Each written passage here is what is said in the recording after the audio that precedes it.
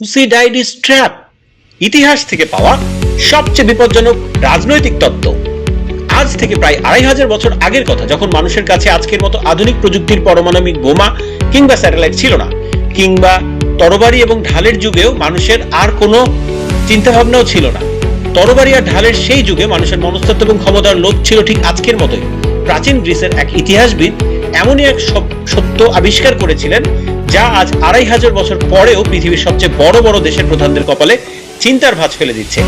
একেই বলা হচ্ছে থুসিডাইডিস ট্র্যাপ। কি এই ট্র্যাপ? কেন আন্তর্জাতিক রাজনীতির সবচেয়ে বিপজ্জনক ফাঁদ বলা হচ্ছে? থুসিডাইডিস ছিলেন প্রাচীন গ্রিসের একজন জেনারেল এবং ইতিহাসবিদ। খ্রিস্টপূর্ব ৫ম শতাব্দীতে খ্রিস্টের বুকে ঘটে যাওয়া এক মহাবিন্যাসী যুদ্ধকে তিনি খুব কাছ থেকে দেখেছিলেন।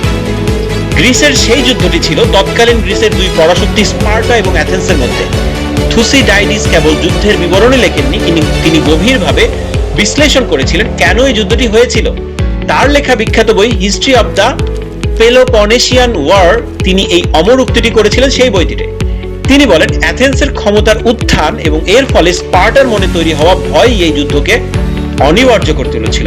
আর এই দর্শন থেকেই আধুনিক যুগে জন্ম নেয় থুসিডাইডিস ট্র্যাপ তত্ত্বটি। পারস্যের সাথে যুদ্ধ জেতার পর গ্রিসের পুরো দৃশ্যপট বদলে যায়। স্পার্টা ছিল আগে থেকে প্রতিষ্ঠিত এবং রক্ষণশীল, সামরিক দিক থেকে অপরাজেয় এক শক্তি, যাকে আমরা বলতে পারি রুলিং পাওয়ার। অন্যদিকে সমুদ্র উপকূলবর্তী শহর অ্যাথেন্সে হঠাৎ করে বাণিজ্য, শিল্প ও নৌবাহিনীতে অভাবনীয় উন্নতি করতে শুরু করে। তারা হয়ে ওঠে এক উদীয়মান শক্তি, রাইজিং পাওয়ার। অ্যাথেন্সের এই দ্রুত বাড়বাড়ন্ত স্পার্টার নেতাদের মনে এক চরম নিরাপত্তাহীনতা ও ভয়ের জন্ম দেয়। স্পার্টা ভাবতে শুরু করে, আজ যদি অ্যাথেন্সকে থামানো না যায়, তবে আগামীতে তারা পুরো গ্রিসের নিয়ন্ত্রণ নিয়ে নিবে। এই ভয় এবং অবিশ্বাসী দুই নগর রাষ্ট্রকে এক জায়গায় দাঁড় করায়, যেখানে কূটনৈতিক আলোচনা সব পথ বন্ধ হয়ে যায়। এখন প্রশ্ন হলো, এটাকে ট্র্যাপ বা ফাঁদ বলা হচ্ছে কেন? কারণ এই পরিস্থিতিতে দুটি পক্ষের কেউই আসলে যুদ্ধ চায় না, কিন্তু তারা যুদ্ধে জড়াতে বাধ্য হয়। একেই বলা হয় ফাঁদ। যখন রাইজিং পাওয়ার নিজের সুরক্ষার জন্য সামরিক শক্তি বাড়াতে, রুলিং পাওয়ার সেটাকে নিজের বিরুদ্ধে হুমকি হিসেবে দেখে, নিজেরা অস্ত্র বাড়াতে শুরু করে। এর ফলে সিকিউরিটি ডিলেমা বা নিরাপত্তা শঙ্কা তৈরি হয়। এক পর্যায়ে ছোটখাটো কোনো ভুল বোঝাবুঝি বা তৃতীয় কোনো দেশের ছোটখাটো একটি ঘটনাকে কেন্দ্র করেই দুটি পক্ষ সরাসরি যুদ্ধে ঝাঁপিয়ে পড়ে। স্পার্টা ও অ্যাথেন্সের ক্ষেত্রে ঠিক একই ঘটনা ঘটেছিল।